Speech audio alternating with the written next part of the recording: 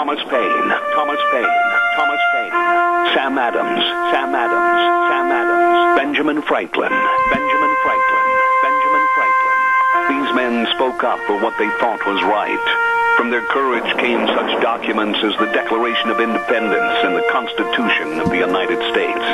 From their willingness to speak what was sometimes unpopular but right, we enjoy such liberties as freedom of speech, the right to keep and bear arms, and freedom of religion.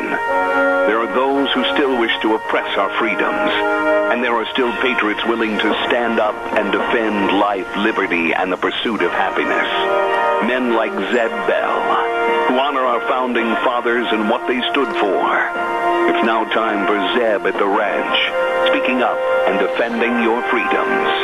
Brought to you by Magic Valley Les Schwab Tire Centers and all of the other great advertisers on the program.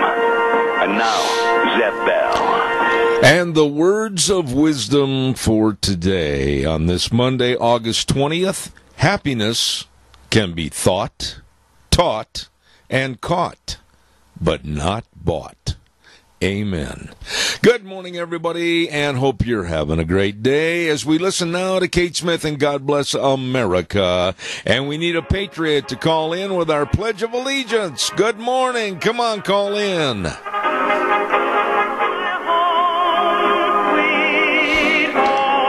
And a good morning to you and yours. I'm Zeb Bell, Zeb at the Ranch, with our major sponsor, your Magic Valley Les Schwab Tire Centers, all 7 locations, serving you. Got that last-minute road trip coming up? Well, you better have your tires checked. Get in there today.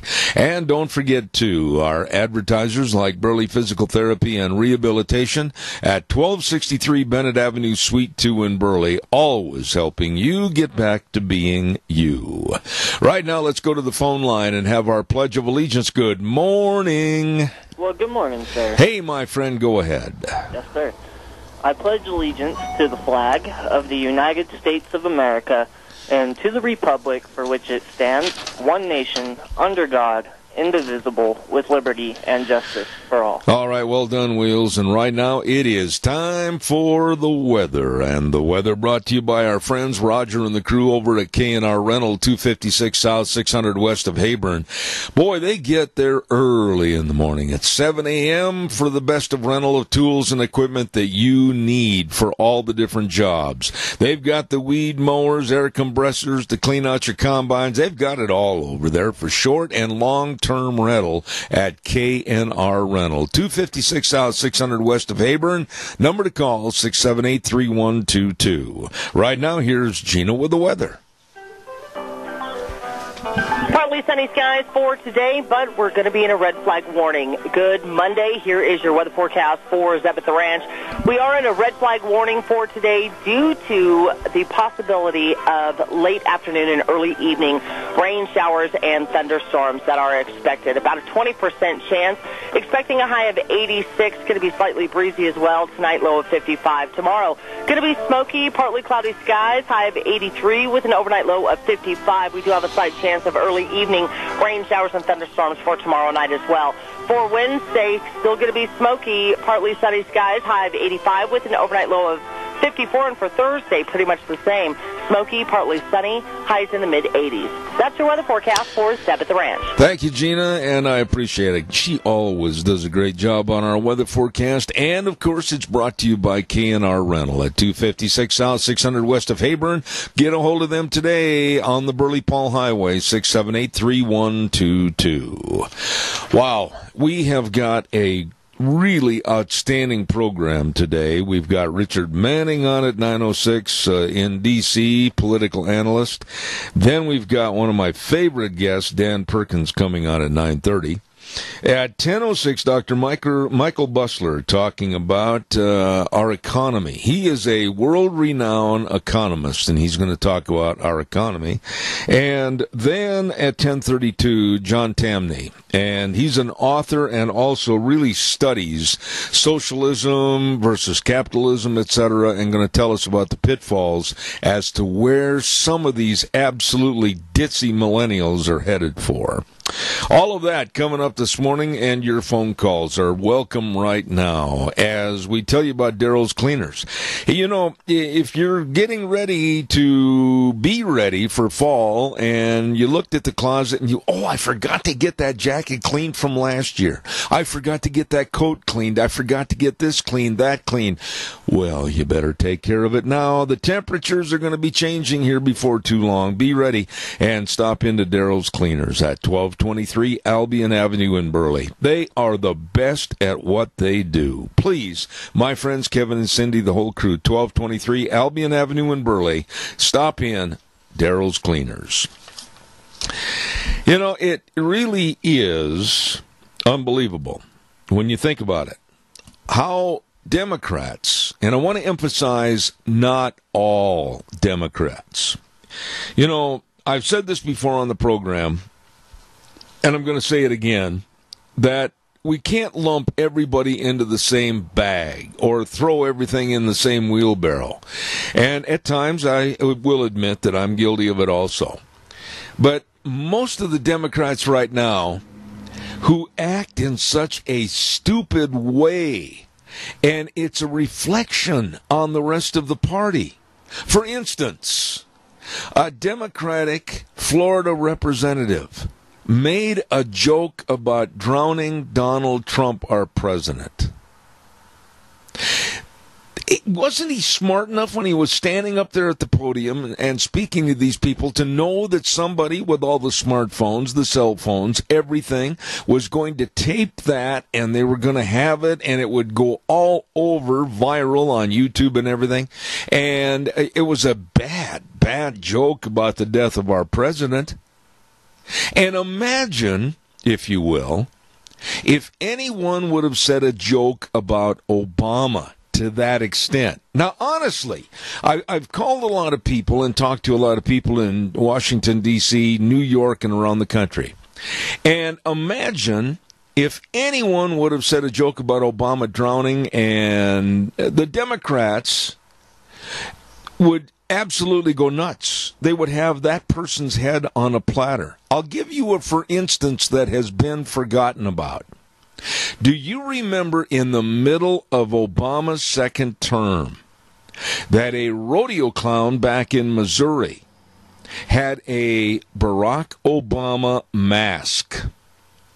You can get all kinds of masks, and they had a Barack Obama mask. They've had Ronald Reagan masks. They've had George Bush masks. But for some reason, having a Barack Obama mask and using that as a focal point in one of his acts, that was a no-no. The left came unhinged at this young man, this young rodeo clown back in the Midwest, and they destroyed his career. They came after him so hard that this young man could not sign any contracts within the state of Missouri. Now, I do not know. I haven't followed up on where he is, what he's doing now. But they literally ruined his career. But yet it's okay for these Democrats to make sick jokes about the killing and or death and or, in this case, drowning of our president, and nothing, no ramifications, nothing happens.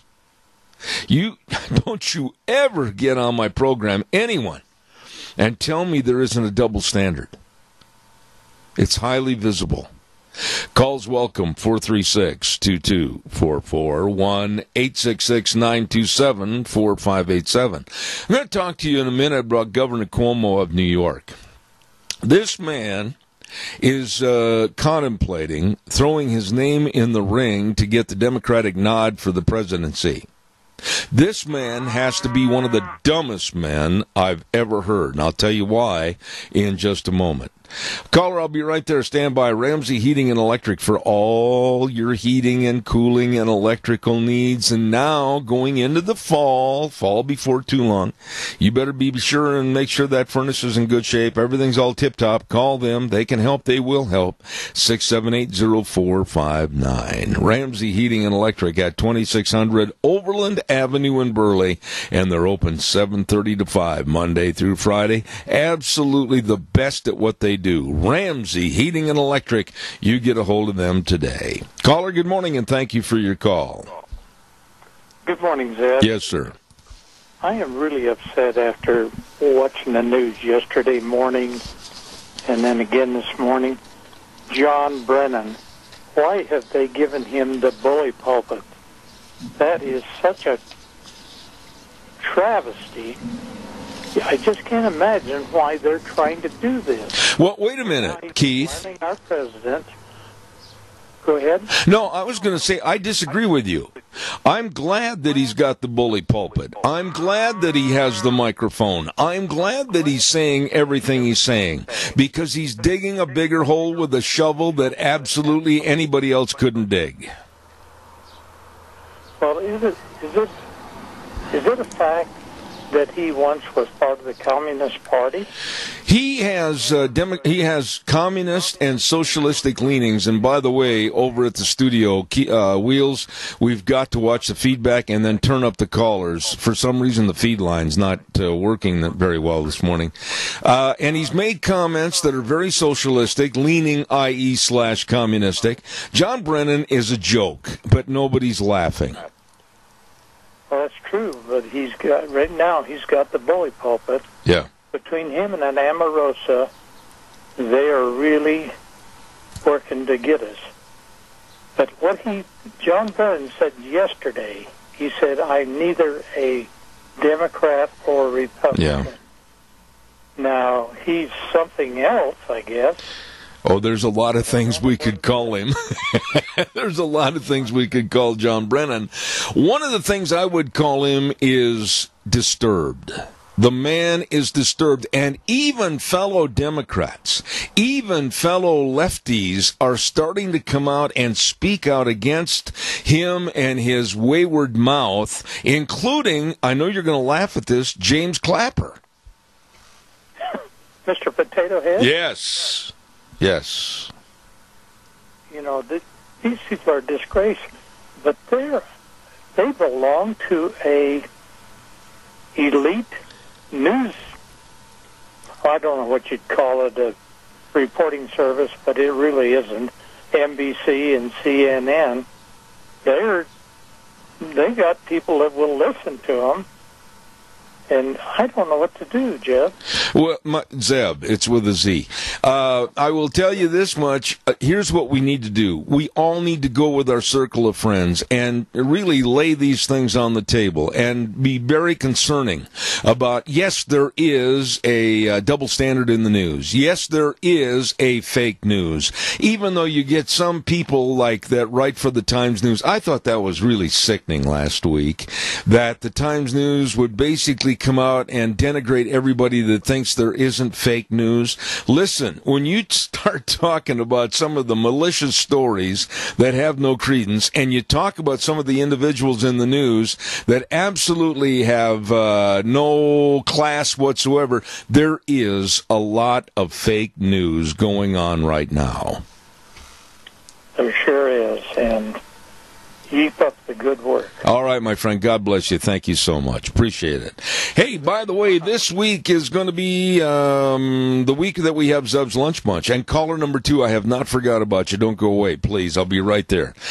Denny's Restaurant at 611 North Overland in Burley. Yeah, buddy, we're going to be over there on Thursday, and we're going to give away a whole bunch of door prizes and have a good time. It's going to be at 11:30 this Thursday at Denny's Restaurant, 611 North Overland in Burley. And they've got another location of America's Diner at 291 Pole Line Road in Twin Falls. Thomas and the whole crew, these are people that really, really care about great service with a smile on their face and a smile on yours.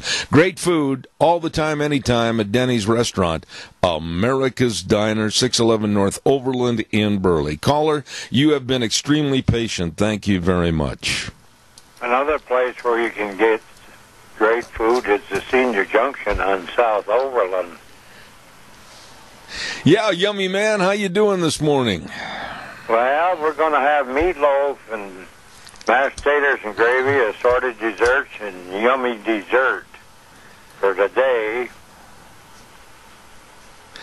Tomorrow, we're going to have grilled chicken sandwich and yummy. No, we're going to have assorted desserts tomorrow. I see.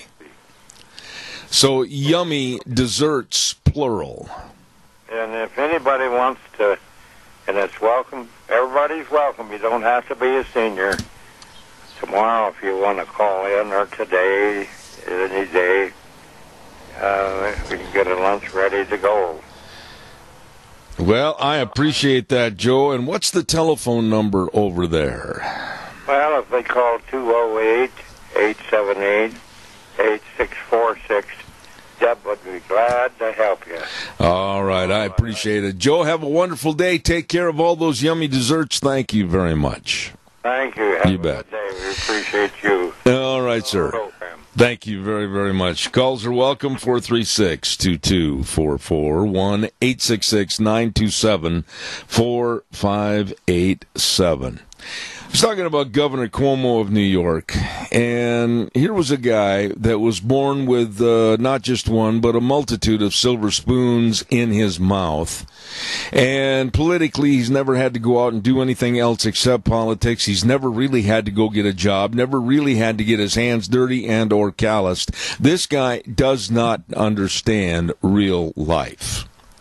Well, he was the one that a week ago said America was never that great. And that drew quite a few responses from the audience, none being very good. And then he had his press liaison people try to double down and try to put salve on an open wound. That didn't work. Well, then he thought he would come out and attack Donald Trump. And he came out and he said that Trump is the great divider and Trump is un-American. Now, keep in mind, all through the election process and the campaigning, Trump's slogan was "Make America Great Again," which I absolutely think was a home run. We had fallen in the eyes of the world. We had fallen with our economy. We had fallen with our national security. We had fallen with a lot of internal strife that absolutely was caused and created by the left liberal Obama administration. And for Cuomo to come out and say that Trump is the great divider and that Trump is un-American, this from a Democrat that sits behind a podium and says that America was never that great? You be the judge. You be the judge as to who is the biggest hypocrite and who is the biggest liar. Calls welcome, 436-2244, 1-866-927-4587. Going to talk about John Brennan again in just a moment, so hold on for that. We'll be right with you. And I'd like to have some more calls. Give me a jingle on the landline, 436-2244, 1-866-927-4587. Burley Physical Therapy and Rehabilitation at 1263 Bennett Avenue, Suite 2 in Burley. Now, that's all the information you need. Where they are and the telephone number, 678-1191. I urge you to call them and make an appointment, whether you're recovering from surgery or an accident or you got a lot of aches and pains. Nick Greenwell and his very, very professional staff of physical therapists, they can and they will help you. And they've got the only hydrotherapy pool of its kind in the area. Oh, it is good. Burley Physical Therapy and Rehabilitation, 1263 Bennett Avenue, Suite 2 in Burley. Make an appointment today at 678-1191. There you go. All right, calls are welcome, 436-2244, 1-866-927-4587. Keith brought it up about John Brennan, ex-CIA boss, and quite frankly, what a repulsive man. He had his security clearance taken away by Donald Trump, quite frankly, and very, very limited verbiage. John Brennan's got a big mouth. John Brennan says and does things that are not very appropriate for the situation. John Brennan had his security clearance taken, and rightfully so. But now, John Brennan, not being the brightest light bulb in the fixture, is saying that he might sue Donald Trump. Now, the president has every right to revoke those security clearances. And to be very honest with you, for the people that hate him and that have denigrated him being Trump, and they're doing everything they can to be disruptive and anti-Trump administration, why doesn't he just clean house en masse and take away Clappers and Comeys and Rice right on down the line? And there are many more. All these security clearances need to be pulled, because if they're using information that is highly, highly classified and confidential, and they're going on the streets for a damnation, if you will, of this administration and President Trump personally, why should they sit in there and be a cancerous sore that is creating a problem? Give me a call and let me know what your thoughts are. 436-2244, 1-866-927-4587.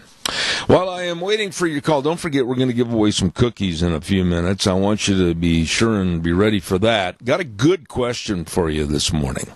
Don't forget Berry Equipment and Rental, and they're located 3 locations, 159 West Highway 30 in Burley with Juan. Hello, Juan. Getting ready for football season. And 465 Addison Avenue West in Twin Falls with Eli, and the Nampa location. Holy smokes, they've got all the big, strong Doosan equipment. Oh, my. All the loaders, they've got it all for you, including all the Bobcat excavators, all shapes and sizes for sale and or rent. Whether it is equipment rentals or retail equipment sales, I'm telling you, they've got the best right there at Berry Equipment and Rental. Sales, service, and parts, 159 West Highway 30 in Burley, 465 Addison Avenue West in Twin, and Nampa. Don't forget, Berry Equipment and Rental. Did you see what Monday Night Football is going to do? They did it last year, and nobody really said anything, but I'm going to speak out about it this year, because it's nothing more than just a kind of a salving of the wound, if you will. They're not going to show or air any national anthems on any of their games for Monday Night Football. And I think this is nothing more than cowardice and caving in to the liberal left. The ESPN president told reporters that they are not a political organization. There's nothing about politics, I think, at least the way I see it, in standing with pride and respect for our national anthem. But ESPN will not air the playing of the national anthem during its Monday Night Football broadcasts, and they said our plan going into this year is not to broadcast the anthem. Again, that could change. It's unpredictable what could happen in the world, but as of now, we're not going to air the national anthem. What are your thoughts on this? They have capitulated to the liberal sleaze. They have capitulated to the jock athletes with no minds and no respect for this country. And quite frankly, ESPN is just chock full of cowardice. What are your thoughts about not airing the national anthem? Little by little, step by step, there is a complete destruction of values in this country. Now it looks like I'm going to have to, as a viewer, make a choice not to watch Monday Night Football and encourage others not to watch Monday Night Football. I just can't abide by a hiding of respect or an embarrassing or an embarrassment of respect for our flag and for those that have given their lives. What about the soldiers? What about our police? What about them? What about the families? What about the children of servicemen and women who have lost their lives fighting for this country. Hi, Mommy, how come they're not having the national anthem? Well, dear, because they're cowards. That's what ESPN is. ESPN has turned into a very liberal sleaze network. Anybody that says anything that could be construed as conservative or right-wing, they have met their demise on that network. Kurt Schilling's a good example. On his own time. Just basically with his own friends. Made some comments, and I agree with his comments. But he got the axe from ESPN. And others are absolutely living in fear that something might slip that would show ESPN not to be with the liberal, quote-unquote, values, and they'll get the axe.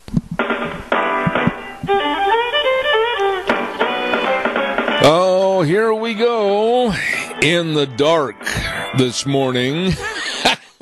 This happened a couple of weeks ago, and I'm not a happy camper. It happened again, and when it went off, it must have blown. Somehow, the ballast in my great big fluorescent light system I have in the ceiling of the studio, and we're kind of in semi-darkness here this morning. No jokes. Come on. We're doing the best we can. Zeb at the Ranch brought to you, of course, by our major sponsor, your Magic Valley Les Schwab Tire Centers, all 7 locations serving you, and, of course, some of our great advertisers like Burley Physical Therapy and Rehabilitation at 1263 Bennett Avenue, Suite 2 in Burley, helping you get back to being you. Right now, in kind of semi-darkness, we'll tell you about these good words with Western Waste Services. From the canyons of the Snake River and all across southern Idaho, we're always at your disposal. Western Waste Services, we care about our community, our resources, and this great land. Western Waste Services is lending a hand, always at your disposal.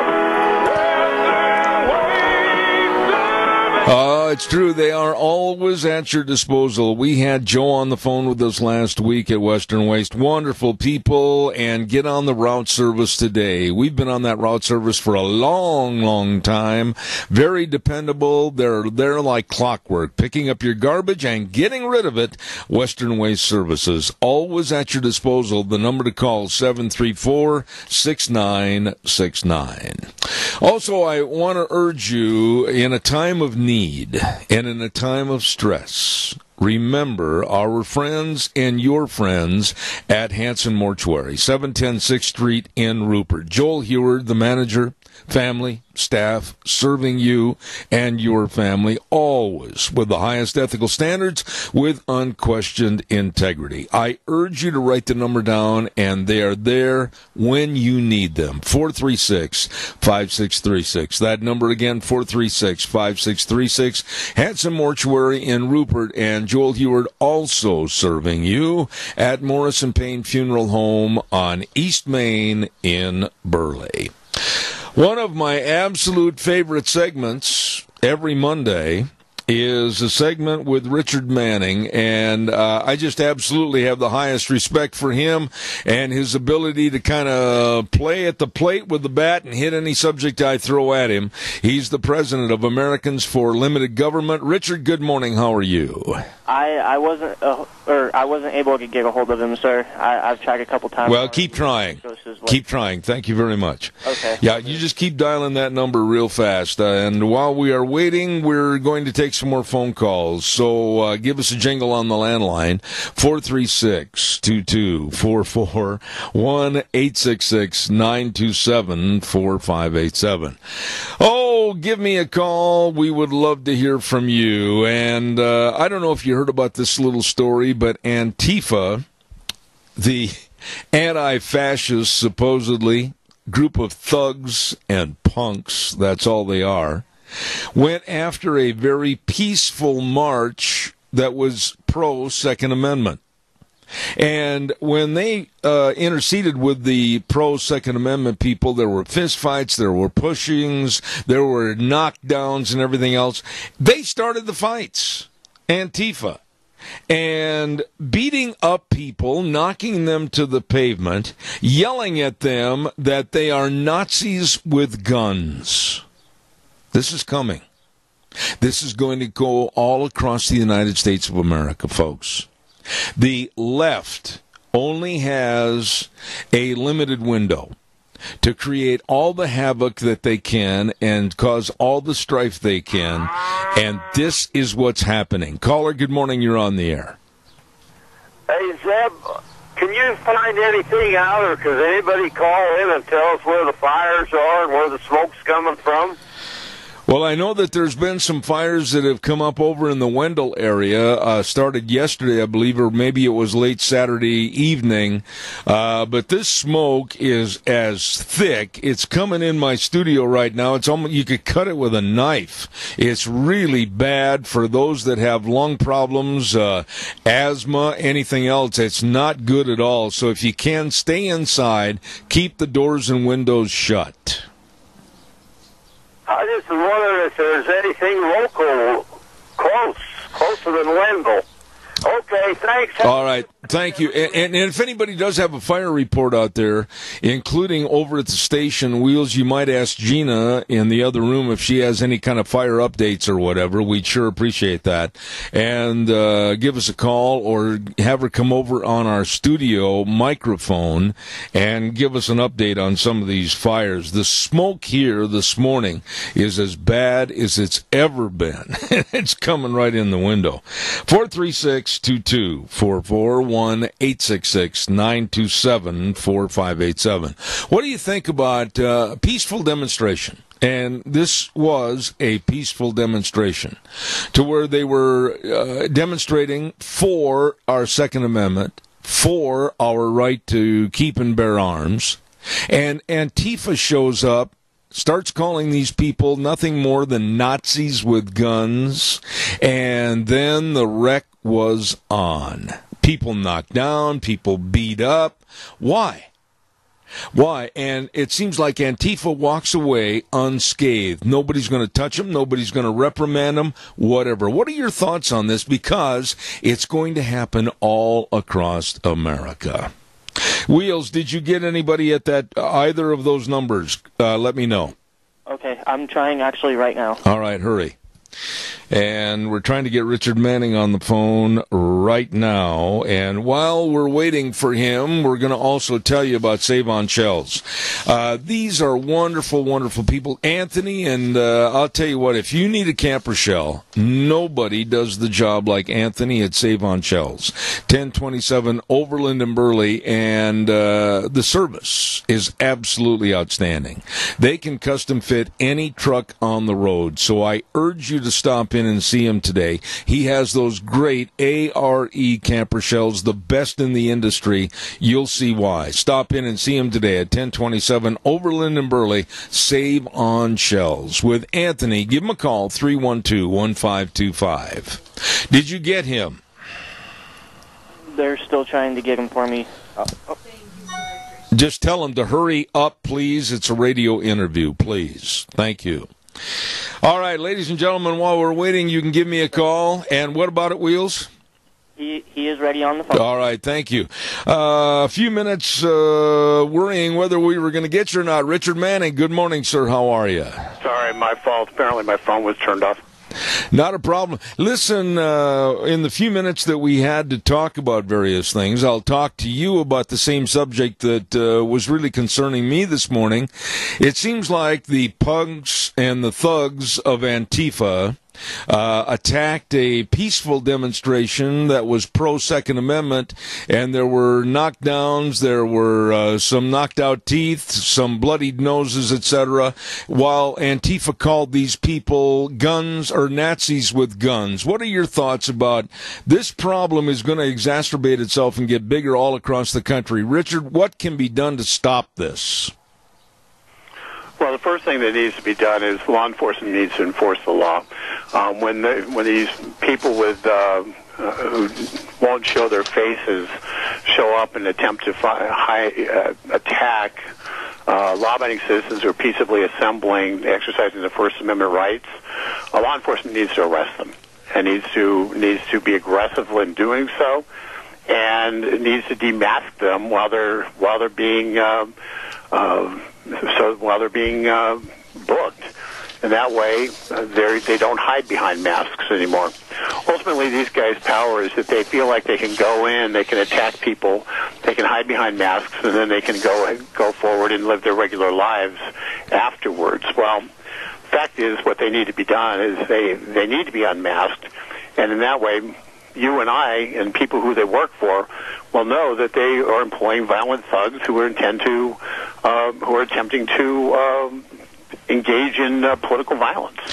How serious, in your opinion, Richard, is this problem, not now, but maybe in 3 months, 6 months, whatever? The more they're allowed to do these attacks, the more that they're allowed to yell Nazis with guns and denigrate our Second Amendment and those that are having a peaceful demonstration.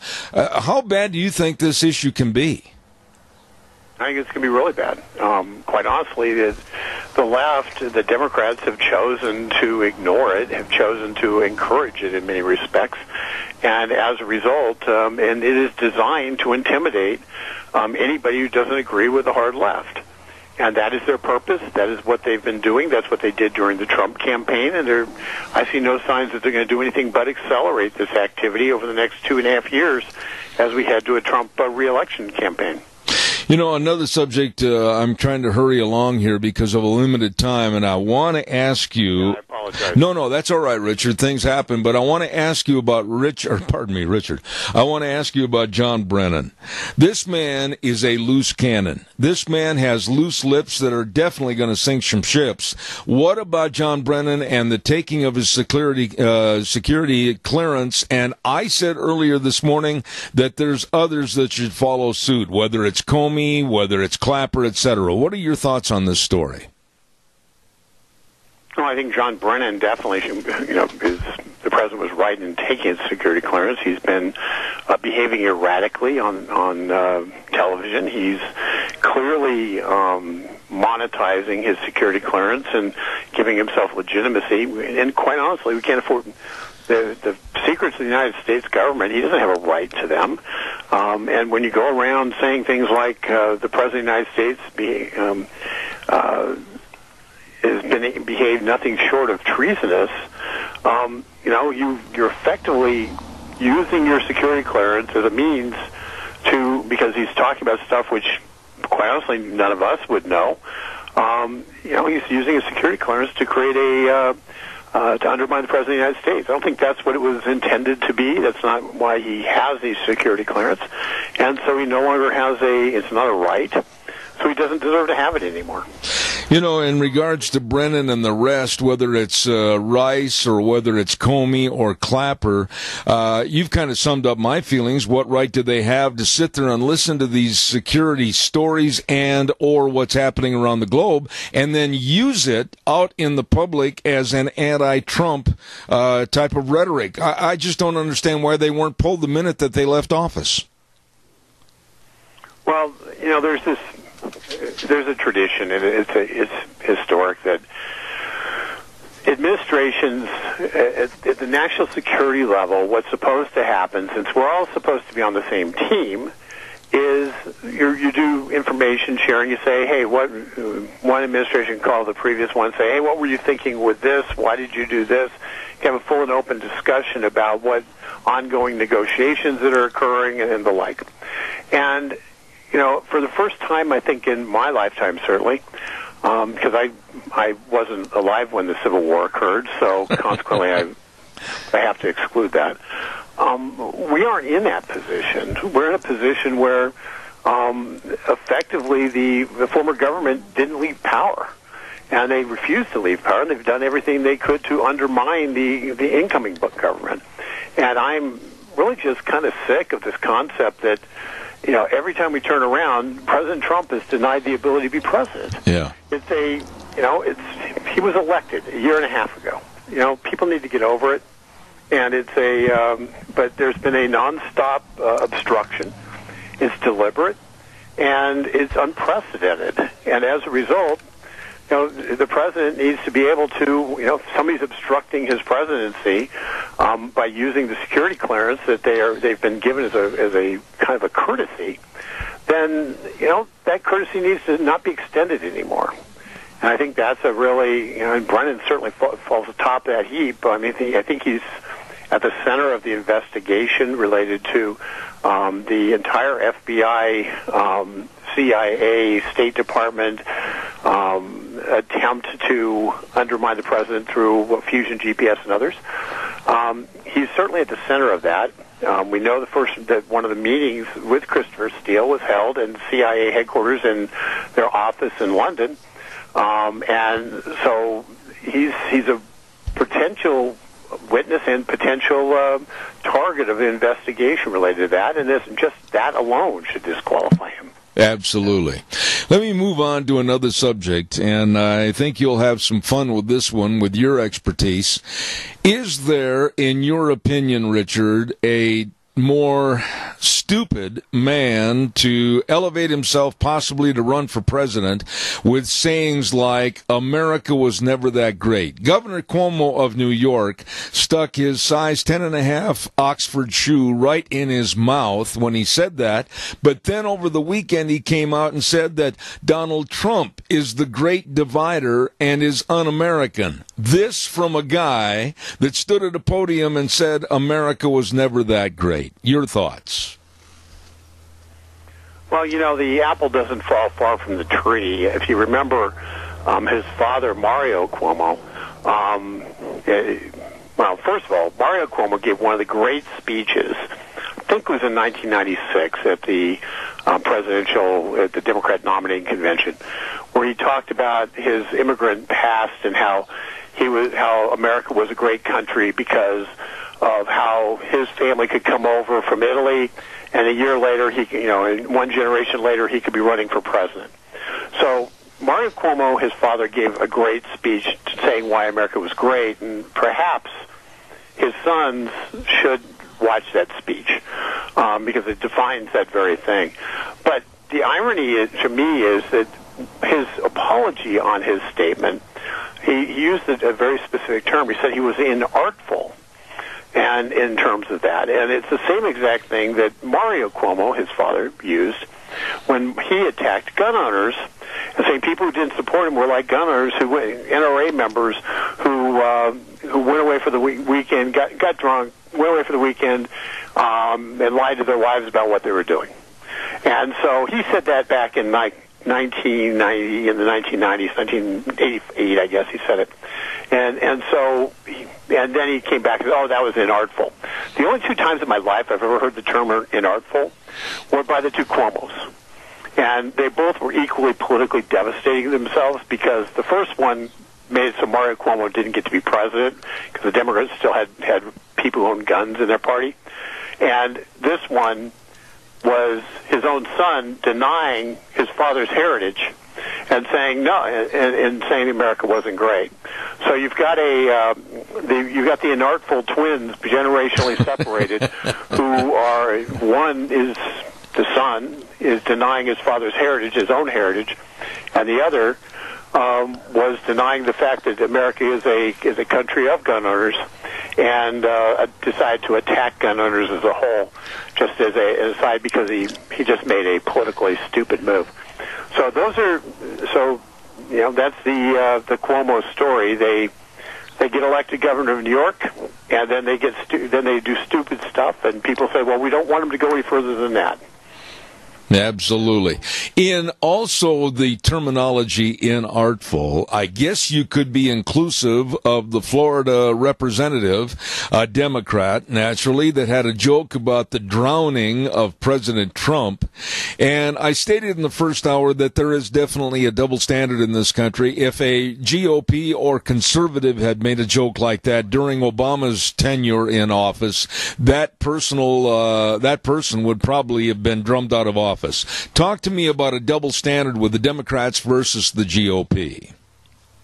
Well, if the Democrats didn't have a double standard, they wouldn't have a standard at all. But it's the fact is, we know that during the Obama administration, simply forwarding a cartoon that was that might have been off color in some way offensive, and not would cause people to lose their jobs in various positions in local government, and so it was a great art form back then to try to find somebody who was BCC'd on a list that got a cartoon forwarded who hadn't spoken out immediately. Said, "Hey, what do you mean sending me that?"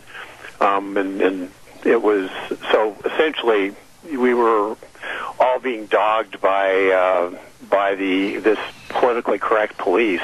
And now with President Trump, anything goes. They can do anything from Kathy Griffin with her really horrific posturing. In the city of Portland, they have an art gallery that has a picture of President Trump being murdered. They have and that's not to mention all the social media stuff. So the left is completely unhinged. They are, and going back to the first question you asked me, until they get some rational footing, I don't know there's much we can do about it, about the violence, because they are accepting the violence in their commentary, in their cartoons, in everything they do. It is acceptable to engage in violence against the President of the United States, and I've never seen anything like it, and it isn't acceptable. It's not acceptable if the President's Obama. It's not acceptable if the President's Trump. It's not acceptable to what the name of the President is. Right. Even if the President has more than 5 letters in their name, it's not acceptable. So it's just, I've never seen anything like it, and your listeners have a right to be upset by it. One final thought real quick. I got about a minute and a half left. Looks like ESPN said again this year they're going to skip over, gloss over, or black out the national anthems on Monday Night Football. To me, it's nothing more than caving to the liberal left and caving to these overpaid, underworked prima donna football players. Your thoughts? Well, ESPN is the liberal left, so they're not kowtowing to them. They are that. But secondly, ESPN should worry more about the fact that Jason Witten can't put a sentence together as a terrible Monday Night Football host. Yes. And they should worry more about that than they worry about national anthem. Put a good program on, people will watch it. You put a terrible program on, nobody will. They've chosen to put a guy who doesn't know what he's doing in their booth. And then they're going to try to do a politically correct play by not showing the national anthem. Well, that's their choice as to whether to show the national anthem or not. But it seems to me that at the very least they should put on a good show, and they're failing in both. So just don't watch them. Absolutely, I couldn't agree more. Richard Manning, an abbreviated segment this morning. Thank you, President of the Americans for Limited Government. Richard, have a great week, and we'll look forward to next Monday, sir. Thank you very, very much. Absolutely, Thank you. Mess ups on the phone. That's all right. Thank you very much. Good guy right there, Richard Manning with the Americans for Limited Government. Thank you very much. Right now, in my quasi-darkness here this morning, we got 1, 2, 3 lamps and flashlights going. It's different in here this morning. Ark Animal Hospital at 750 21st Street near Connection Credit Union in Heyburn. And the number to call these wonderful people, 678-1177. And they remind you they're a mixed animal practice, meaning large or small. They take care of all the animals to make sure they stay healthy. I urge you to get a hold of them today. Dr. Bill, Dr. Jordan, the rest of the crew right there at Ark Animal Hospital, where they always say we have the warm hearts for the cold noses. They really can help your pets, your livestock. Ark Animal Hospital, 678-1177. Well, as I said, we lost power about an hour ago. And we understand that a truck hit a power pole, and some of the update that we have is that residents of Kimberly and Hanson have no power whatsoever. Now, ours did kind of flutter and come back on somewhat We didn't get all of our lights back on, none of our fluorescent system, and so we are basically sitting in the dark in the studio with a bunch of flashlights and everything else. But a truck hit a power pole. I do not know anything more than that.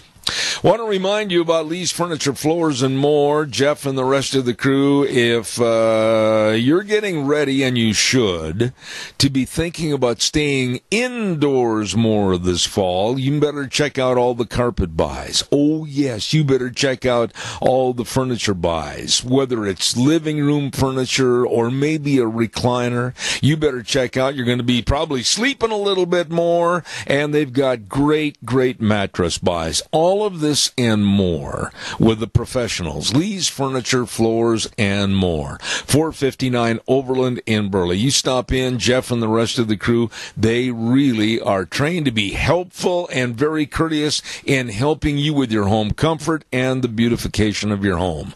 Lee's Furniture, Floors, and More. 459 Overland in Burley. You stop in and see those good folks today. And while we have just a moment before we go to our next guest, and he's one of my favorites to have on the air, I want to remind you, too, about our friends at Let's Ride. And they're located at 270 Highway 24 between Rupert and the World. They're open Monday through Friday, 9 to 6, Saturdays, 9 to 4. Absolutely the best. All the ATVs, all the side-by-sides, they've got it all, and you don't want to miss. They're having a big blowout on all the watercraft. Stop in and see them today. Let's Ride. 270 Highway 24 between Rupert and the World. And this is really the truth. This place is where the fun is sold. Let's Ride. You stop in and see Nick and Randy and the crew today. Right now, we're going to go to the phone line, and as I said, I'm kind of sitting in semi-darkness this morning, and we're going to have this gentleman on the phone with us. I say a good morning to Dan Perkins. How are you?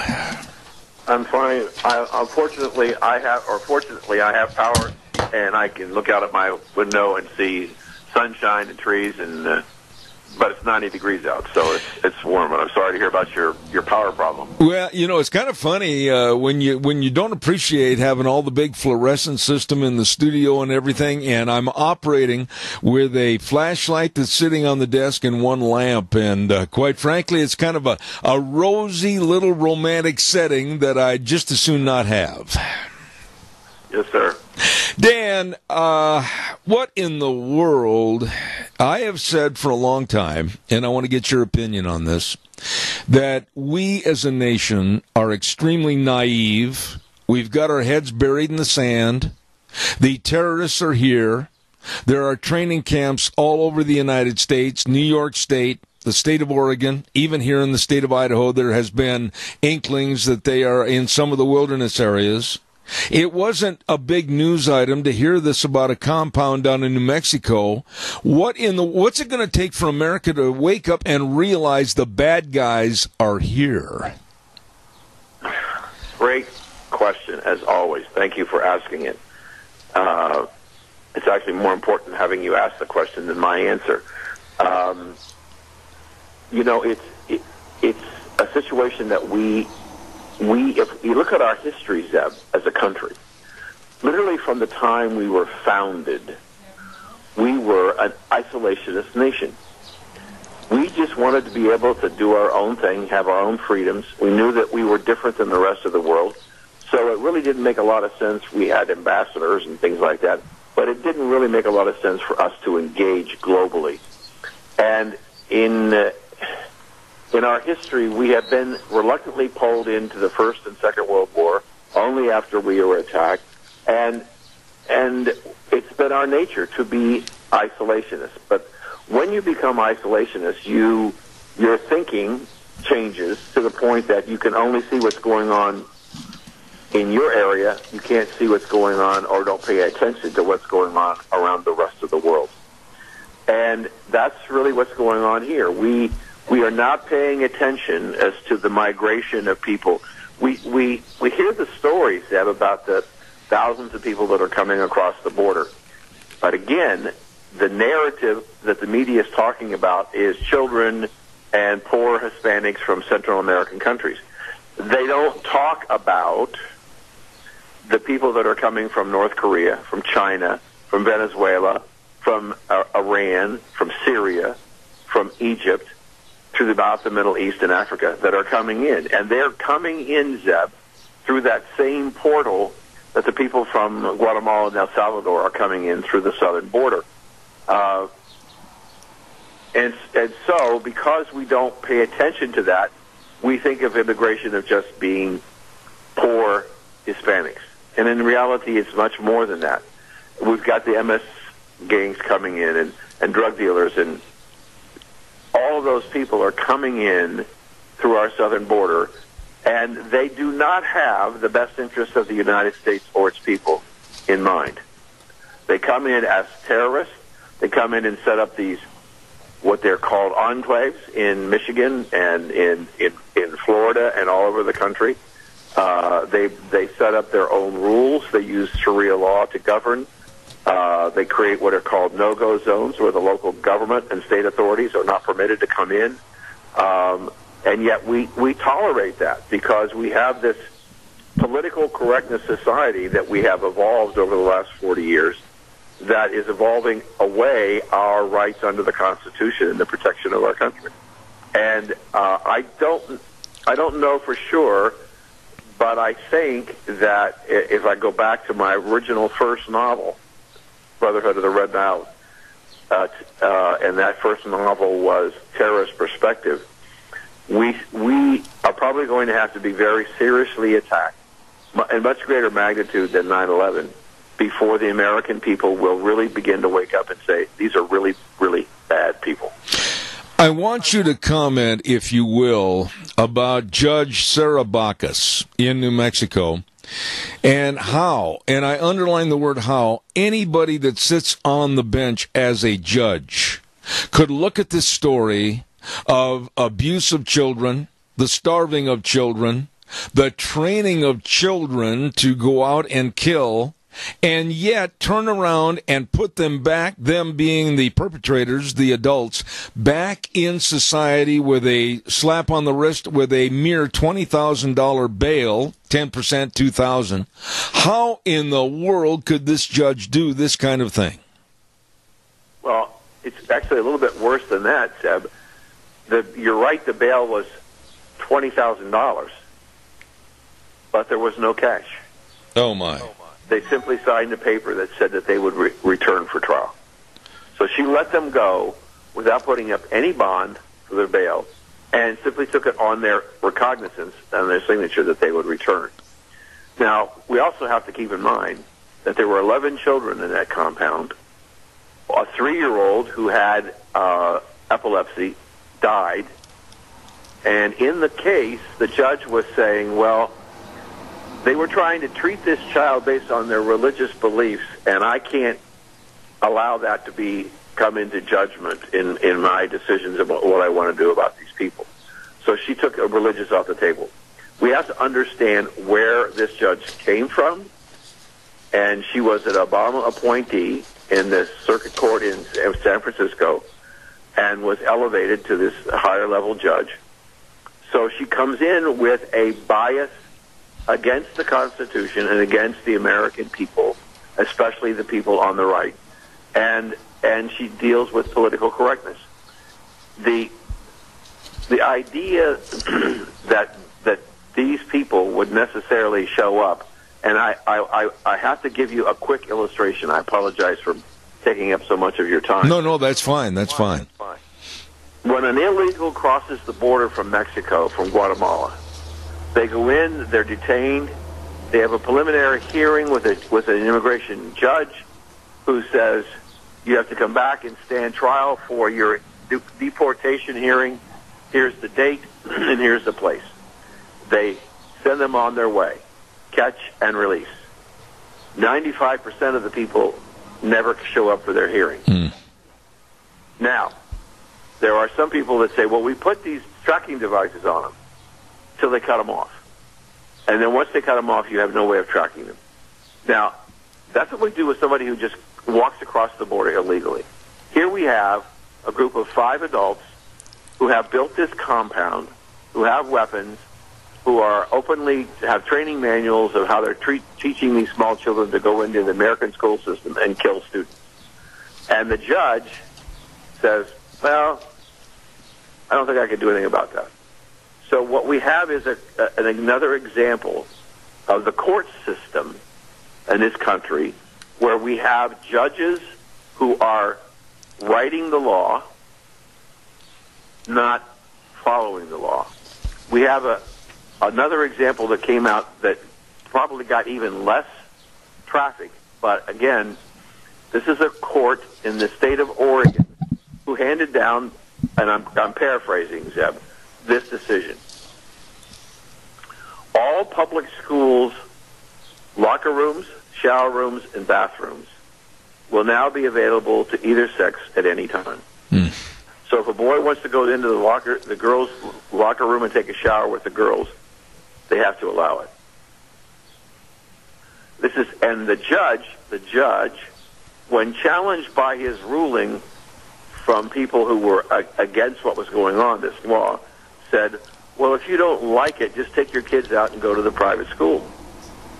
That's not what the judge should be doing. The judge should be deciding whether or not the people have a right to say, I don't want a young man in the shower room with my daughter or in the bathroom with my daughter. But we've got to the point now where we have the courts deciding how we're going to live our lives as opposed to do what they're supposed to do. Now, Justice Thomas, in one of his final opinions in this past session of the court, criticized, and it was in the case of the baker who refused to bake the cake for the gay couple, that judges should not be legislating from the bench. Their job is to review the law. And I think that what's going to happen here, Zeb, is that it's very important for Judge Kavanaugh to be confirmed by the Senate, and I believe he will, and his hearing starts on the 4th of September. I believe he will be confirmed before the midterm elections. I also believe that the Republicans are going to retain control of the House, expand it, and expand their presence to probably 56 to 58 senators in the Senate. After that happens, I believe before the end of Mr. Trump's first term, we may have another Supreme Court justice retire, and I think it may be Ruth Bader Ginsburg. And Mr. Trump will have the ability to appoint a replacement for her. But with diminishing impact of the Congress by the Democratic Party, they're not going to be able to stop whoever the replacement is, which means probably by the end of his first term, the Supreme Court will be 6-3. I believe sometime, probably early on in his second term, Justice Thomas will retire from the court in order to be able to have the president appoint a younger conservative who will serve on the court for 30 years, so that the justices of the Supreme Court will be 6-3 for probably 3 to 4 decades. That will create an opportunity for a radical change in the appointment process of judges to the local courts, which Trump is making rapidly. So I think that this election, these changes are going to also spill over and make a change in how the courts are going to act. Now, we heard over the weekend from Mr. Trump, I don't know whether you saw it, Zeb, where his next plan is to deal with the vacancies at the Ninth Circuit, which is in San Francisco. Yes. Called the Ninth Circuit. Yes. He's going to make changes by appointing conservatives to that court, which has been the most difficult court for him because you've got these local judges who are interpreting foreign policy and all these other things. And I think that he has the chance not only of firming the court conservative for generations, at the same time begin to affect the circuit court and the district courts and the appellate courts to be more conservative. Dan, if I may, and that was an extremely well put together analogy of what's going on, but if I may digress back to Judge Backus just for a moment, the charges that were leveled at these 5 that are Muslim, I'm going to just call them what I think they are, Muslim terrorists, And the charges that were leveled at these people, how in the world could the judge sit there at the bench and give them a bail at all, $20,000 per person, when they weren't teaching these kids how to hold a fishing reel on a creek bank and catch trout. They were teaching these kids about speed loading guns and reloading so that they could kill as many people as possible. These kids were living in squalor. These kids were starving to death. Why weren't the primary charges, if you will, child abuse, so that they'd never see the light of day again? I wish I could answer your question. I mean, I would go one step further, Zeb, and I would say, how is it possible that the judge would allow these people to go free, of which I have been told at least 2 were illegals in the country? Right. So why would she be letting them go free? Why would she allow them to leave with no bond? Now, 2 of the 5, Zeb, the state of Georgia has charged them with kidnapping of the 3-year-old girl who died. And they want to extradite those people from New Mexico to Georgia to stand trial for the kidnapping charge. Now, if they in fact did kidnap this child, and I can't imagine that a 3-year-old child would have given their permission, it would be even considered, although some of the liberal courts might. But if they've kidnapped this child, they're going back to Georgia. If they're extradited, and I hope they will, they're not coming back. Right. So the question then becomes, and here's the real in my opinion, Jeb, this is my real serious problem with what's going on here. That judge released those 5 people. 2 of them may be going back to Georgia. 3 of them are out. What if somebody dies? What if they do something that kills a bunch of school kids or a bunch of people? What is the responsibility of the judge for her decision to release those people and cost American lives? This is such a horrific story, and I sat and I started to analyze this the other night, knowing that you were going to be on here this morning talking about this. And one of the questions I have, Dan, is money. Where did these people come from? Why did they choose Taos, New Mexico? Where did the money come for the weapons and the ammunition? Who was the supporter, if you will, of creating the compound? And where did the checks come from? I mean, has anybody even asked that? No.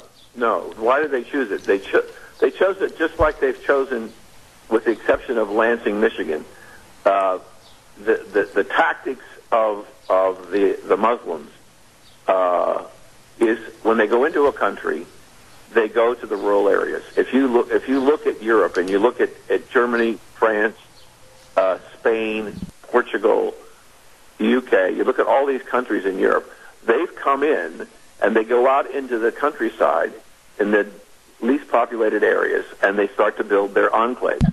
And once they're established, then they bring more and more people in. So that by establishing the enclave, they are beginning to subdivide the country between Muslim and let's say in this case French. So right now the Muslim population is north of 10% of the total population of the country of France. But they're the most aggressive population, and they are all over the country, so they're subdividing the country of France into these no-go zones, these areas where they are in absolute control. And the government is reluctant. I don't know that we talked about this or not, but I wrote a story probably now 3 years ago, Zeb, when I wrote the story that said that there was a Sharia court in Irving, Texas, which was a suburb of Dallas, Texas. And I was in Texas after I broke the story. I was doing a meeting in Dallas with a bunch of businessmen, and I told them that there's a Sharia court in Irving, Texas. And they said, no, it can't be. And I pulled out my story, and I showed them that, in fact, it was. And they had a Sharia court, and there was an interview in a local newspaper of one of the judges, the Muslim judges, and he was asked a question. So people are brought to you and before your court, and when you're going to decide what's going to happen to these people, do you use Sharia law or do you use the U.S. Constitution? They said, we always use Sharia law. It took a huge amount of protest for the city government, the council and the mayor of Irving, Texas, one, to admit that there were Sharia courts in their city, and two, to finally ban them.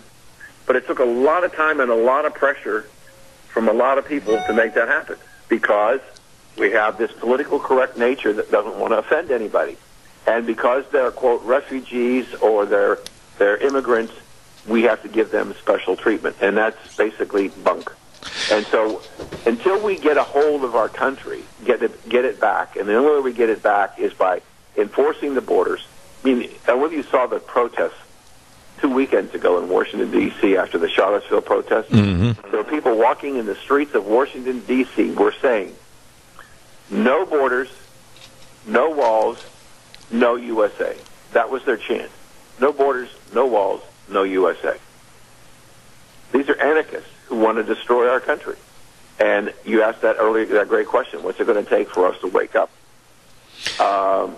6 more years of Donald Trump will help it, but we have to stand up and be counted, and we have to look at this thing that happened in New Mexico and say this is not acceptable, period. So I think the judge should be impeached.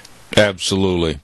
And going back to what our first question and answer was in this segment, what is it going to take to have the American public wake up? I don't care if it's Burley, Idaho. I don't care if it's Tampa, Florida. I don't care if it's Sacramento, California.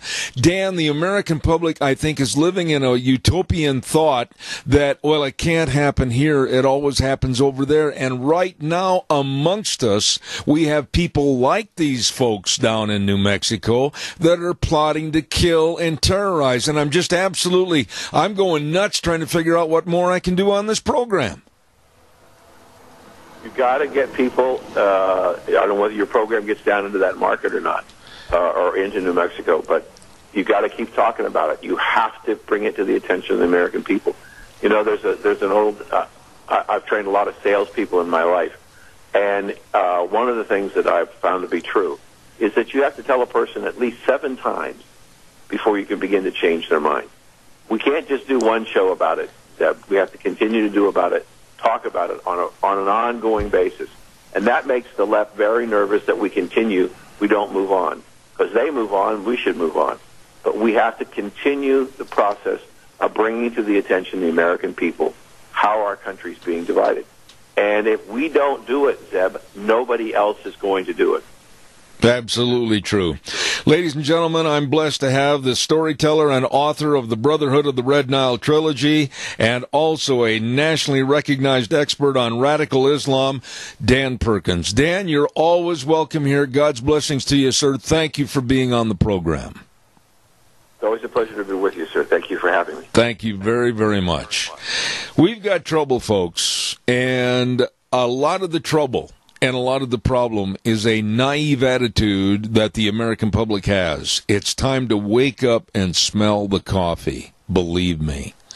Right now, it's time for our weather forecast. And Wheels, with that power outage, again, for some reason, I have a cutback in what's being fed to me down the line. If you can boost that a little bit, I'd sure appreciate it. Our weather is brought to you this hour by Phillips Oaks, Goodwin, Crane, and Company. And, of course, they've been providing accounting services to the Mini-Cassia area for well over 50 years, with the best of tax return preparation, tax planning, bookkeeping services, financial statement preparation, all of this and so much more by people that really, really care. Phillips Oaks, Goodwin, Crane, and Company, with offices in Burley and Rupert. Right now, here's Gina with the weather.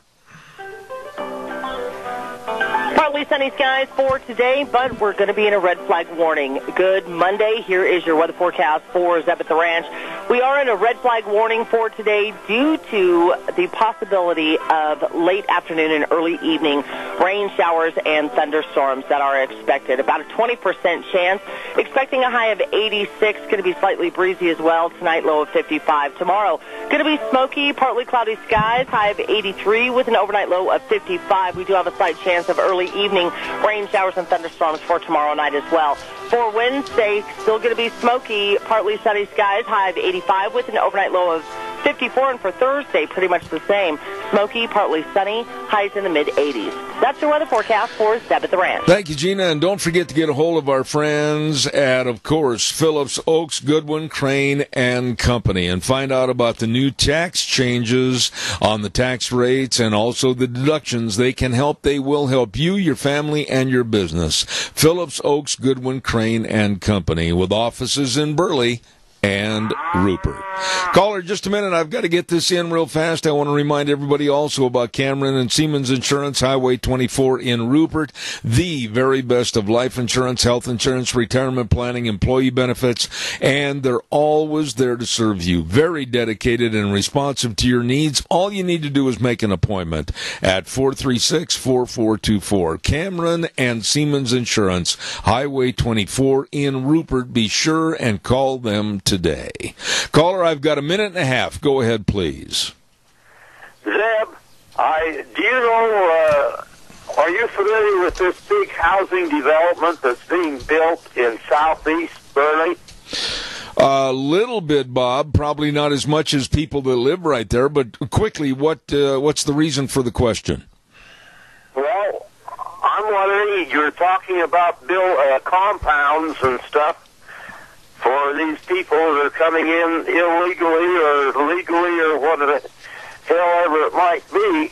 And I'm wondering what that is, because there's not very much has been said about it or done about it. There's a lot that is going on around this country, and not just necessarily in the Mini-Cassia area or Twin Falls County, etc., that leaves one with a lot of questions and very few answers. And like I was talking to Dan Perkins just a moment ago, I question why our government, I question why our congressmen and senators, Bob, they're not aware, underline that word aware, they're not aware of any of these other compounds that have been photographed and seen in person in New York, in Oregon, Texas, etc. These are people that are running these compounds that want to kill us. They are terrorist training camps. I don't understand why we're so damn naive.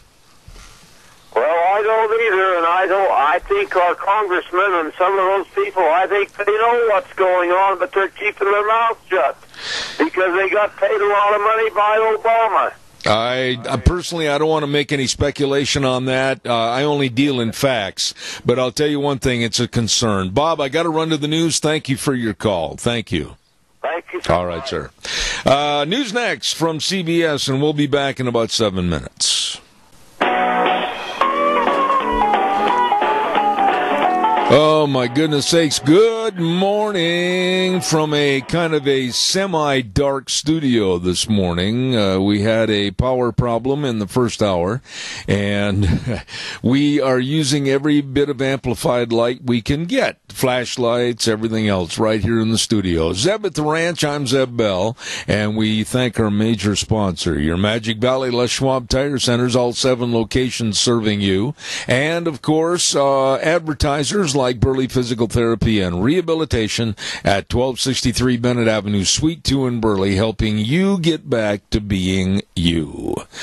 Before we get our guest on the air this morning, I want to remind you that on Thursdays we have a segment called School Days in Cassia County, and our big thanks go out. It's on at 10:10 on Thursdays. Our big thank you goes to A Child's World. They are our sponsor for that segment.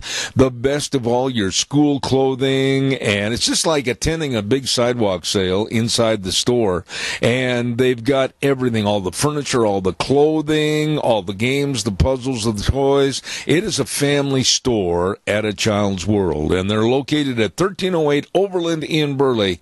You stop in and see them today. And don't forget, they sponsor, of course, Cassia County School Days on Thursdays at 10:10. There's a gentleman that's been on my program. I think this is about the 4th time I've had him on the air. I really respect his ideas and thoughts. He's an economist and a public policy analyst, economics expert, and professor. All that being said, good morning, Dr. Michael Busler. How are you? I'm very well, Zeb. It's my pleasure to be here. You know, Doctor, what kind of a country economically are we living in right now today, August 20th, 2018, under the Trump administration? Good, bad, or ugly, like a Clint Eastwood movie? Pick one. I'd have to pick one that would say even better than good. Certainly better than any economy we've had really in the last almost 20 years. You know, it's been since 2005 that the economy grew at least a 3% annual rate. It's been since the year 2000 that the economy has grown at a 4% annual rate. In fact, it's been so long, Americans have really forgotten what economic prosperity feels like. Well, based on what's happening now, Americans are starting to remember what economic prosperity feels like, and I am extremely optimistic going forward that Americans will feel even more prosperous in the future. Dr. Bussler, with your expertise and knowledge, far, far greater than mine, I got a C- in high school economics. My teacher didn't like my thoughts, I guess. But with your perspective as to what's going on right now, we're seeing an increase. We're seeing an incline. We're seeing people with more money in their pocket able to go out and spend on various items. But what are the dangers that come with this increase? Well, because we've been stagnant for so long, there really are not a lot of dangers to worry about. Now, one thing that could be an issue is inflation and rising interest rates. I don't think either of those will be a serious enough issue to slow down economic growth. Okay. Because of the way President Trump handled the tax cut, he made sure he cut taxes for every American, which meant the middle class now has greater take-home pay, more money to spend, and that spending will stimulate the economy. He also, unlike President Obama, also cut the taxes for the upper classes. So when you cut the taxes for the upper classes, with their increase in disposable income, that goes into investments that they make, creating more capital for the economy. Since we live in a capital-intensive economy, creating more capital will also add to growth. It's not a coincidence that when President Trump took office, the first thing he did was he reversed as many of the counterproductive and growth-stifling regulations that President Obama had put into effect over the last 8 years. As soon as he did all that, the economy has been growing at a 3% rate ever since. In November, in the fall of this year, last year rather, there were two things that President Obama did. One, he convinced Congress to repeal many of the parts of the Dodd-Frank bill.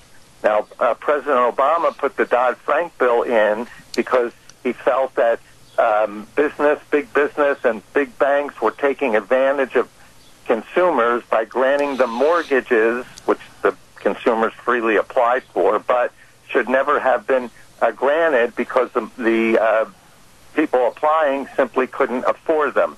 So President Trump has Congress pass Dodd-Frank, which eliminated what he referred to as this predatory lending. The problem was it essentially wiped out a big chunk of all lending. As a result of that, monetary policy was not effective in stimulating the economy. So Trump reversed that. Banks are now free to loan starting in January of this year.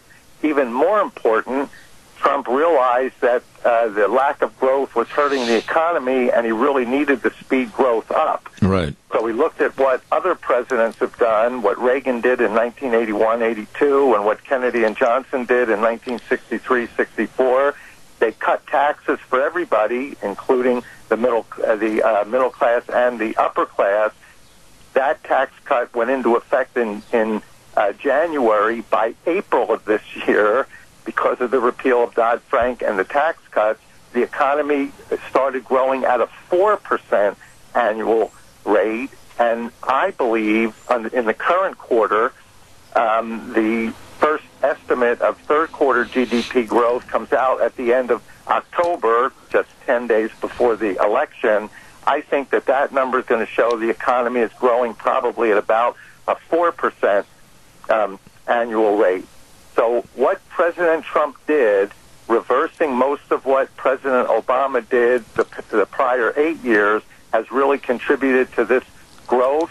And as long as the government gets out of the way of business where necessary, and that's most places, and people are free to choose and they have the income, we should continue to see economic growth. We will have to watch what happens to inflation, because that's always a potential issue.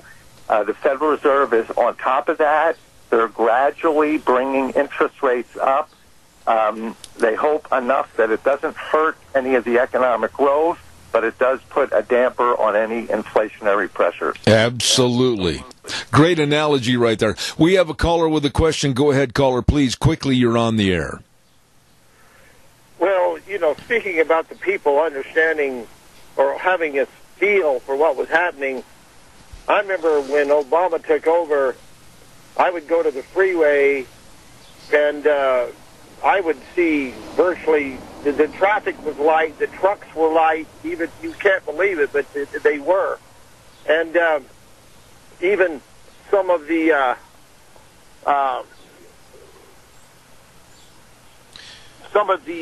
quickly, caller. Sorry, I got somebody. Okay.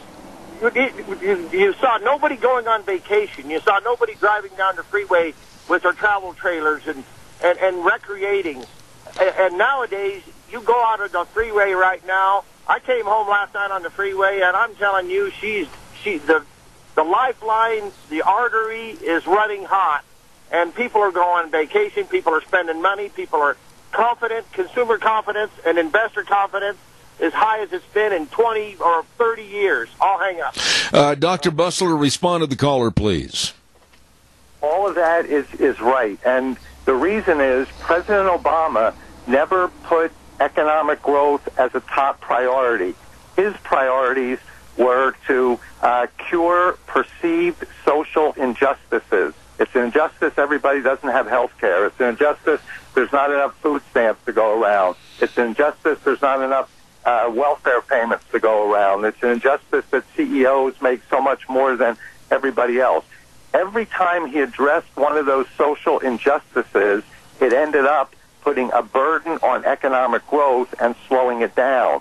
Once Trump was able to get into office and reverse this, as your caller just noted, economic activity picked up everywhere, not just in numbers we're seeing that the Commerce Department releases, but also if you look around and see what's happening, there seems to be a lot more economic activity virtually everywhere. So I would agree with everything the caller said. Dr. Bustler, in the info sheet that was provided for this morning's segment, a very good point that I want you to address is that no matter what Trump does, no matter how many home runs economically he hits out of the park, the media, the news media with their slanted news, is going to try to rewrite history and give Obama credit. Right or wrong?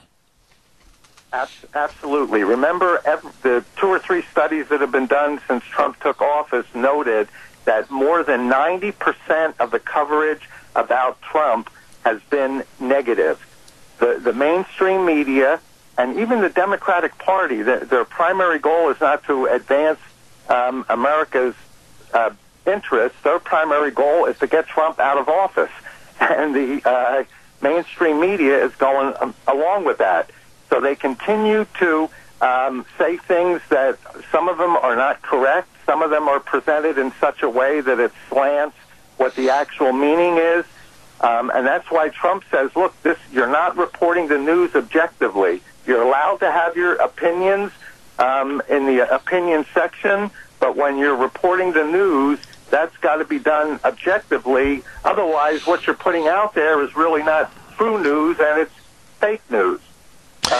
So the media and the Democratic Party are not interested in moving America forward. They're just interested in getting Trump out of office. I am not sure how to phrase this question to you, sir, so bear with me on this a little bit. You mentioned the middle class a little bit ago.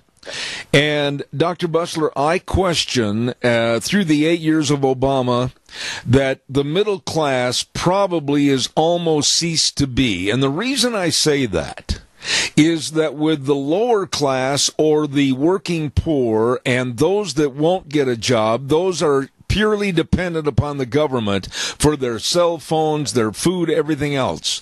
Is that class, and I hate to use that word, eating away and shriveling up the middle class to the point where there might be only two classes left in this country? Unfortunately, it looks that way. And if you listen to some of the ideas put out by recently elected Democrats, at least in primaries, they're talking about a social democracy, which means we're going to have even more of this. Free things being given out and expecting the government to pay for it. Well, as Margaret Thatcher famously said, socialism works until you run out of somebody else's money. So we can't continue to do this. We can't continue to give people free stuff and then tax the wealthy to pay for this. The upper 20% of income earners already pay 84% of the tax bill. So I'm not sure how much more you expect the wealthy to pay. I mean, pretty soon the wealthy are going to say, look, there's no sense me taking chances and investing money and perhaps losing it if everything I make is going to go to be taken by the government and given to somebody who, for whatever reason, hasn't earned it.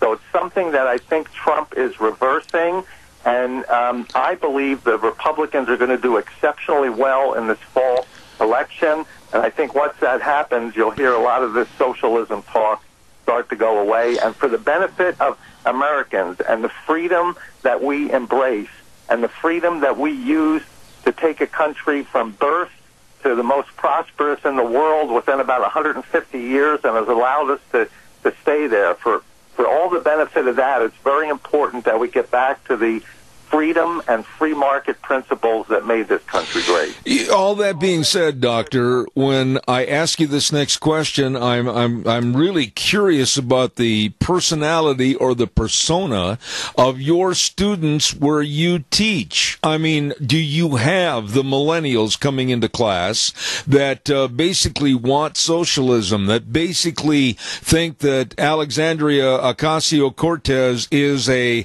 new knight in shining armor, if you will? What are the thoughts of some of the students that you have to relate to? Well, unfortunately, I teach at a university that was started as a liberal arts college. So most of the faculty and most of the students are very liberal, and they favor many of these socialistic principles. Now, I'll tell you an example I use that at least has them scratching their head a little bit. If you take 5 students who prepare for an exam, one student prepares real hard, the other 4 don't. You need at least a 70 to pass the course. Well, the good student gets 95, the other 4 students only get 65. So I said, well, how would you feel if the professor took 20 points away from the person that got 95, so they end up with 75, still passing, and take the 20 points and give 5 each to the other 4 people so they get 70. You know, that way everybody passes, and you need to pass. Well, the students say, well, you can't do that. That's not fair. The person who got the 95 earned it. He should be able to keep it. And I say that's exactly the point of what I'm trying to say to you. When people go out and earn income, they have a right to keep the income that they've earned. And if you give somebody something for nothing, which we've been doing for years, and it's destroying particularly the inner cities, if you continue to give people something for nothing, they have no incentive to earn things on their own. And furthermore, they get very angry about that. They become dependent. And even though you think, well, people like free stuff, people have a sense of self-esteem, and they would much rather earn it themselves than be given things. That's what Trump is trying to do. trying to grow the economy enough so that there's opportunity for everybody, particularly well-prepared people, and we don't need all of these social programs. So you bring up a very good point. The millennials they love Bernie Sanders. They love all the socialism. I tell them my example. I also said to them, look, when I was in college, I sort of favored all this liberal stuff too. Then I got out in the working world, and I realized all this stuff that I was saying I wanted the government to take care of was coming out of my paycheck. So I quickly changed. I said, look, if I have to earn it, everybody else should have to earn it also. Boy, that was a great analogy right there, Dr. Bussler. And I've got one other thought I want to lay out in front of you this morning. The stock market. How concerned are you with the uptick in our economy? Things are looking better, etc. What about the stock market in general? What about the concerns about reinvesting or not investing at all? What are your thoughts?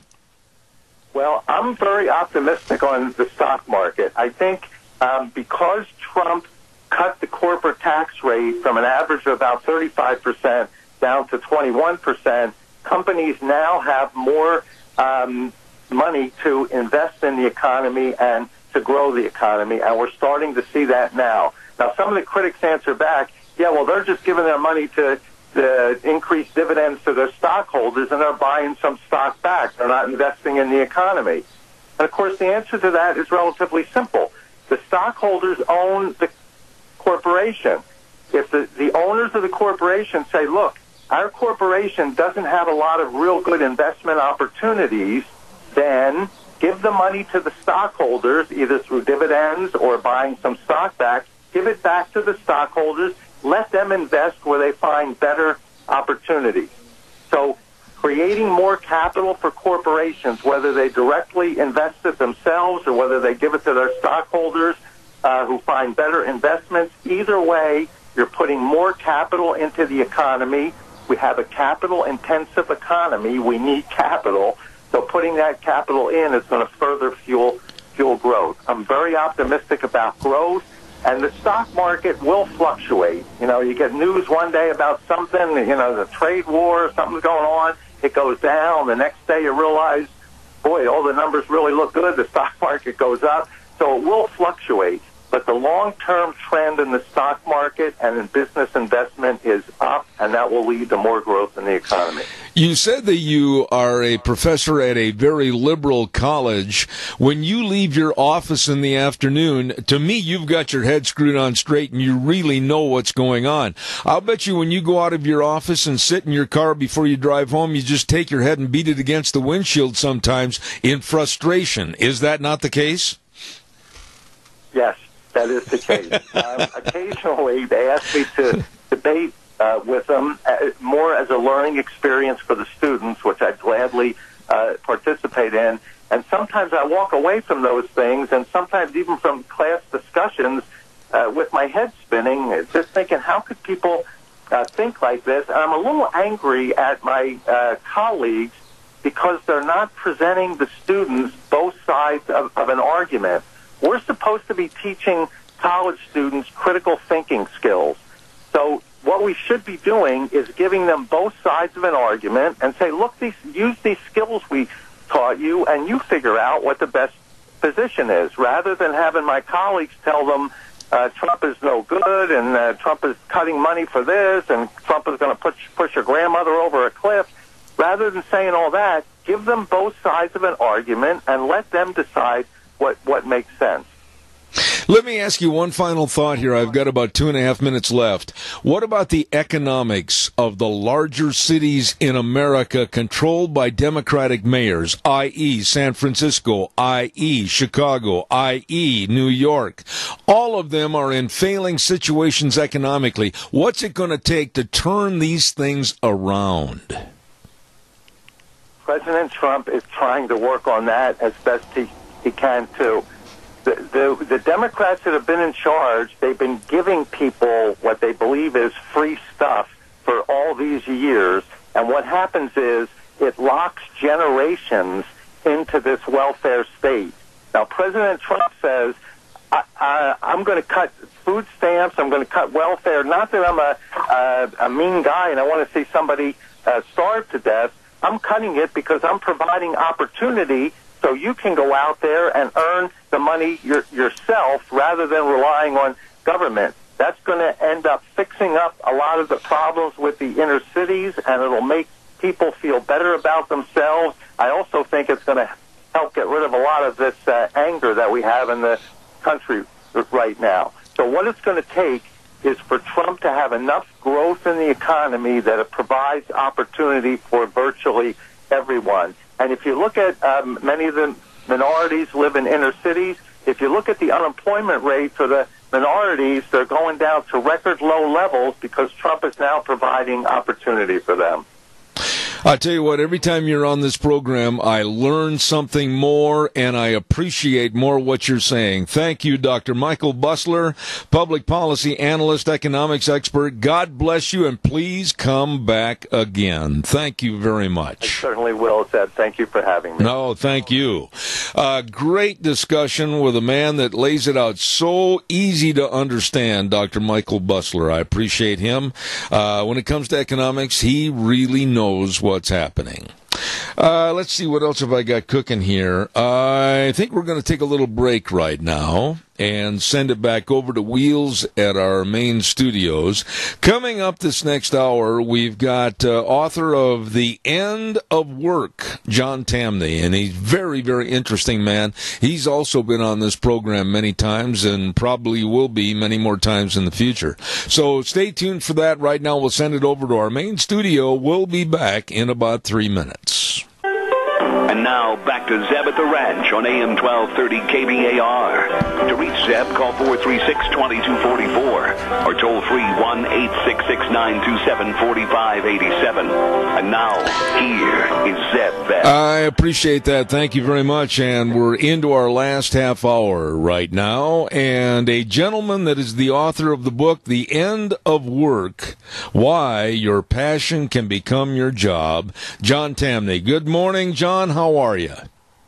Hey, Zeb, I'm great. Thanks for having me on. No, it's always a privilege and a pleasure to have you on the air. And we just finished a moment ago in the last half hour with an economist that I really respect, Dr. Michael Busler. And we were talking about our economy and the growth of our economy. And there were bits and pieces in that half hour where we were talking about, and I'll use my terminology, the imbecilic attitude of the left in trying to promote socialism over capitalism. What in the world is the matter with people that they can't seem to see the forest because one tree's in their way, understanding that socialism has failed everywhere around the globe, but yet they want to try it here? It's one of those remarkable things. I always say that if you can't look at a picture of North Korea and South Korea next to one another and come to an obvious conclusion about what's better, socialism or capitalism, there's something seriously wrong with you. And so that's the sad aspect of it. But you know me, I remain optimistic. Socialism has never worked, and it certainly won't work in the United States. Americans love achievement too much. Let's not forget that there's a billionaire in the White House right now. If this is what the left are going to do, if their idea is to promote socialism on the way to electoral success, they're going to be in the minority for a long time. John, when you look at Venezuela over the history of their country and their power struggles, and then all of a sudden their economics were starting to grow, they were a great state of exporting a lot of energy, and now all of a sudden they can't even hardly turn a light switch and have a light go on.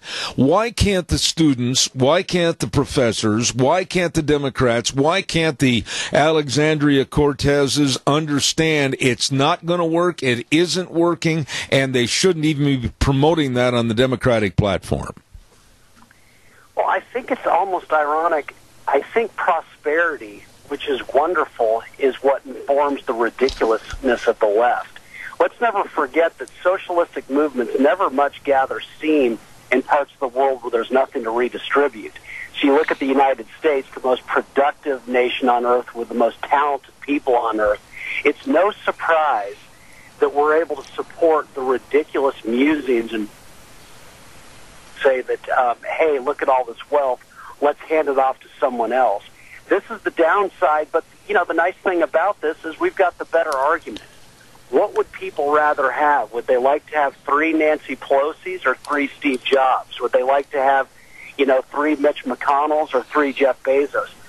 The American people, I think, recognize what's true, that we love the people who are the most unequal because they are the ones who are relentlessly making our lives much better. I guess I'm going to sound really conspiratorial here, and like I see liberal flashings behind every stone, but I honestly think that the left, and now into and permeating in the Democratic Party, it is a plot to bring us down to a third world status no matter how they have to do it. Am I way off base? I think there's some within the Democratic Party who want to do that, but I think an important answer to you is that the stock market and markets in general are much more powerful than our politicians. If the Democrats or if those on the left really wanted to make the U.S. a socialistic paradise, which would be a life of endless misery, the markets would smack them back into reality so quickly. And then the voting markets would do it also. Let's remember, Barack Obama won in 2008. It was assumed that it was over with for the Republican Party forever, that the left were going to run all branches of government. But it only took 2 years for the Republicans to take the House back, and they did because the Democrats moved too far. The nice thing about a country like this is that we correct mistakes from either party very quickly. And so never forget, people have been predicting the end of the United States for much longer than we've been alive, and you could fill countless Rose Bowls with those who've predicted the end of this country. It's never happened, and I don't think a bunch of these witless droolers on the left are going to change that. John, my feeling is that we live in a land of great opportunity, and I absolutely believe today, in 2018, you can succeed if you'll try and put your best foot forward and really put an effort out to be the best you can be. And I'm not trying to just steal from the Army slogan. I think that there's every kind of opportunity, whether it's becoming an electrician, whether it's becoming a plumber. 5, 6, 7-figure numbers are available out there for income levels, and we need people to get to work. We need students to maybe forego just the simplicity of a college education and study these other crafts, because we need people to make this country stronger. But they're not doing it. How can we change their attitude? Well, you know what? Again, I'm an optimist. I think people are doing this. If you look at the young people in this country, we always assume, you can go back 100 years and you'll find the same commentary that the young are entitled, imbecilic, they won't do what's not in their job description. But what we always find is that each generation outperforms the other. And so I don't really worry about that, but I agree with you that the U.S. is the land of opportunity, and I think that should be part of our argument. The left constantly say that inequality is harmful, that it's bad for poor people, but isn't it interesting that the poorest people in the world routinely risk their lives to get to the most unequal country on earth? What does that tell you? It tells you that the market of people, they understand that where the opportunity is greatest, where people can make the most amount of money without the government reaching their pockets, is also where opportunity is greatest for everyone. The poor go to where the richest people are because they know that's where the best jobs are. And so the left can make their arguments, but we've got reality supporting us. So I don't think we need to worry about this too much. We constantly win, and the flow of people shows why we're winning. Would you agree with me, though, John, and I want to phrase this correctly, that I see in the school systems, not all of them, but many of them, a lack of motivation of the students. I think that they're not doing the job of motivating these students about the opportunities and the career opportunities that are out there, the money, quite frankly, everything else. I just don't think we're doing the job of motivating. Well, but again, I don't think it's the job of teachers to motivate. If you can't be motivated by all the opportunity around you, what teacher is going to do that for you? And I would just say I'm part of Generation X, and so they said about my generation in the early 90s that we were going to live with our parents forever, that we were going to fold shirts at the Gap, that we were going to have a living standard much below that of our parents. They even made movies about us called Slacker, Reality Bites, Singles. There's a book about us called Generation X. We became the richest generation in the history of the richest nation in the history of the world because we understood the technology better than anyone. To me, I find that history is repeating itself. We're now saying that millennials have no motivation and they're spoiled and entitled. Mark my words, if you have me back on in 10 years, the millennials will be the richest generation in the history of the richest nation in the history of the world. But they'll be saying about the people younger than they are that, oh, aren't they lazy? We always say this about people, but in the United States, people always turn it around.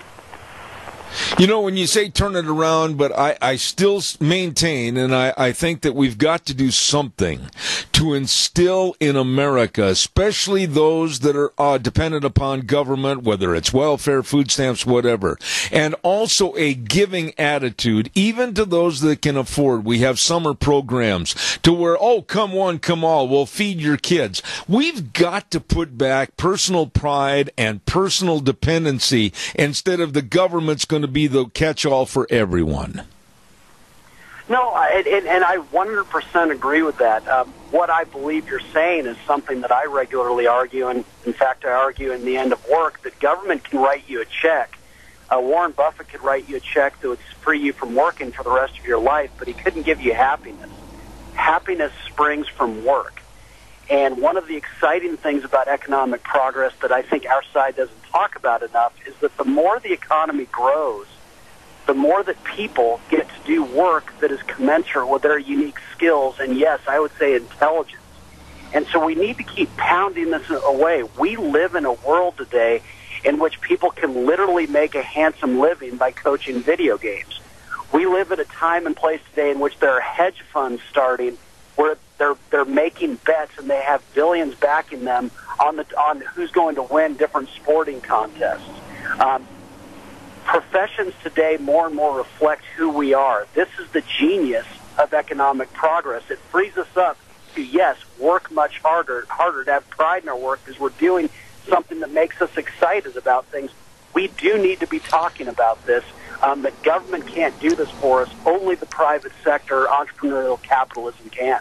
But would you agree with me, and I think you and I have talked about this the last time you were on, that it takes a certain kind of individual that is a quote-unquote guidance counselor at the schools that can take these students into their office and pique their interest about their likes or their dislikes, their wants or their don't wants in the future.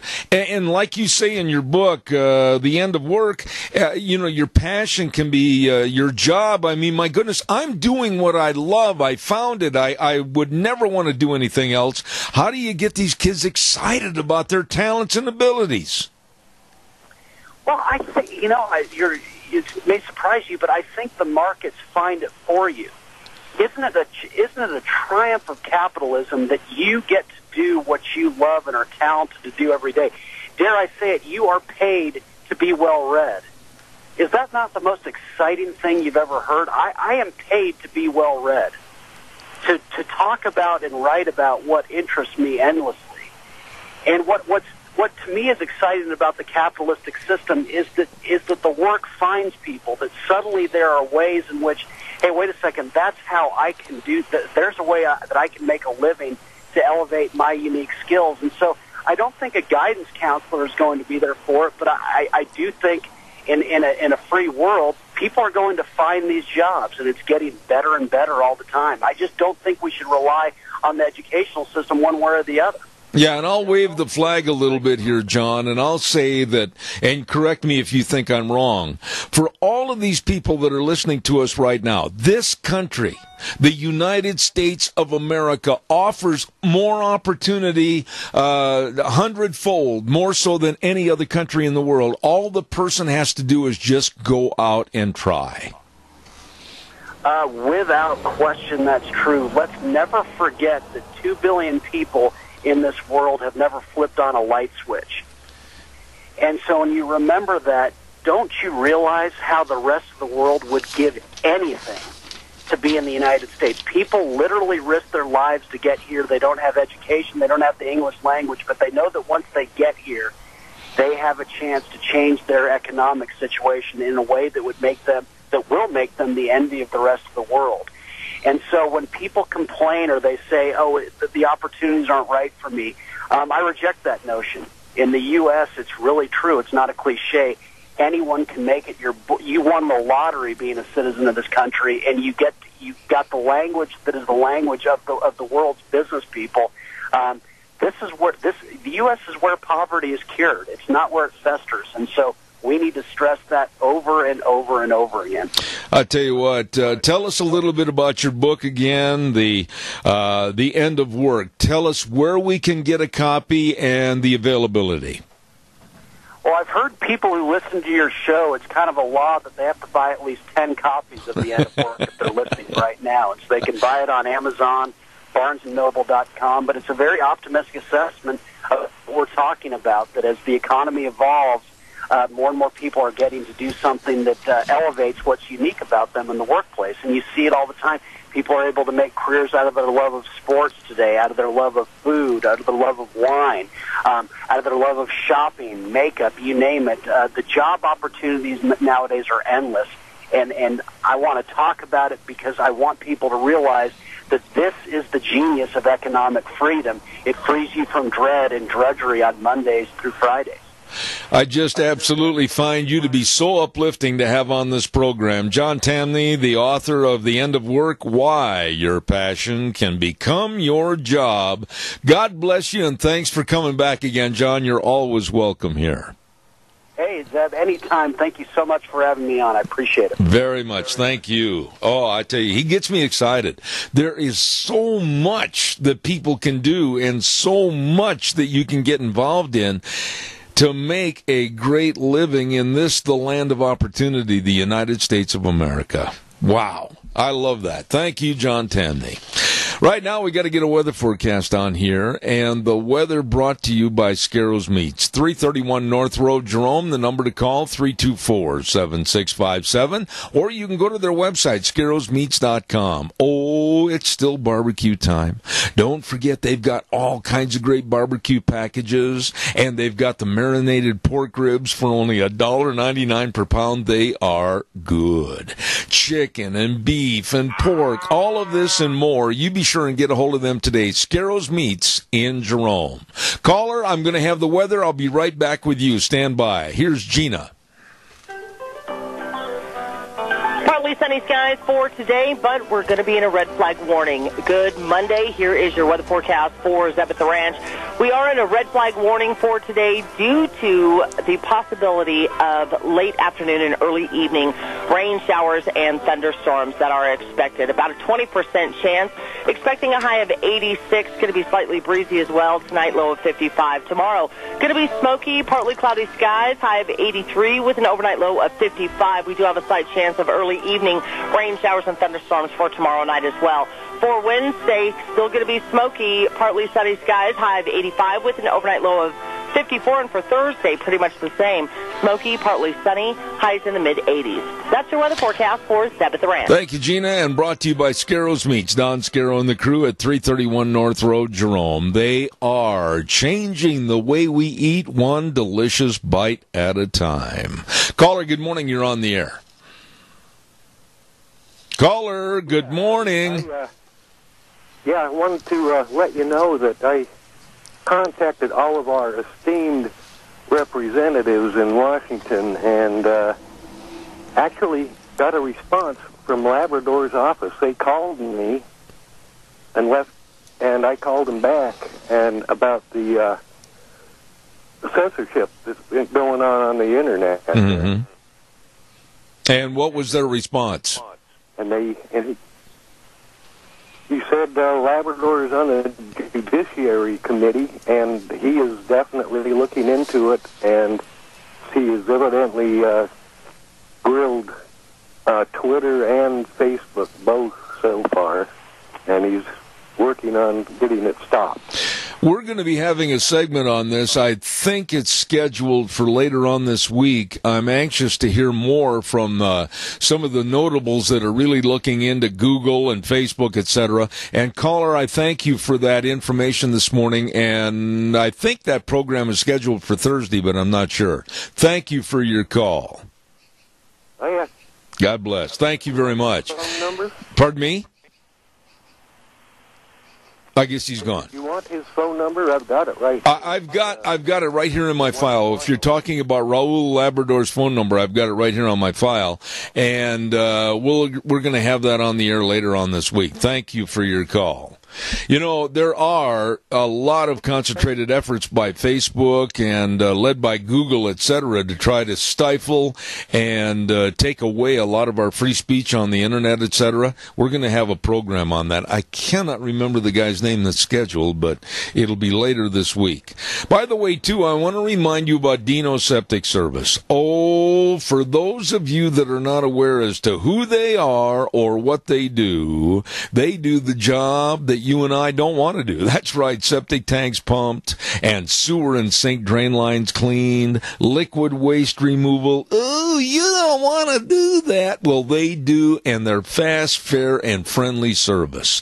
All you need to do is call their number, and I'll give you two of them, 436-6526, or in Burley, 678-1638. I'm talking about Dino Septic Service, and recently they've expanded to serve more people, always, like I said, with a big smile on their face, and they'll drive in the yard with that truck that says, smells cargo on the way. Dino Septic Service. You be sure and get a hold of them today. Really good folks. Okay, let's see what else is cooking here on the program this morning. I wanted to remind you that tomorrow on the show, before I run out of time here, I wanted to say this. We're going to have Michael Doherty, and he's a computer expert that's going to be on the air tomorrow morning. And then we also have Dr. Tim Ball talking about the so-called global warming and climate change. He is excellent, and I think he'll answer a lot of your questions. And also Maria Espinoza talking about illegal aliens coming into our country, along with, of course, the number one segment. I can't believe it. Everybody's clamoring for more Dr. History coming on the program at 10:06 tomorrow morning. So don't forget that. We are very blessed on this show to have our major sponsor be your Magic Valley Les Schwab Tire Centers, and they do a phenomenal job. And like I said earlier this morning, if you're planning on going on a road trip before the kids go back to school, you better hurry, depending on what school system they go to. But don't forget, make sure you check your tires. And if you need tires, they've got all the tires, all the different tread designs, all the different sizes for your cars, pickups, SUVs, camp trailers, horse trailers, everything at all 7 locations of your Magic Valley Les Schwab Tire Centers. Now, I also want you to know that they've got the best in brake service. Extremely highly trained brake technicians, front-end alignment, shocks and struts, and batteries. All of this with the best in service to you. They want you to go on that road trip and have fun, turn around, and come home safely. Be sure and stop in and see Lane and Rupert, Dave on Blue Lakes and Twin, Mike and Buell, Mike and Jerome, the Twist family in Paul, Daniel on Poline in Twin Falls, and Randy on Overland in Burley. There is nobody better.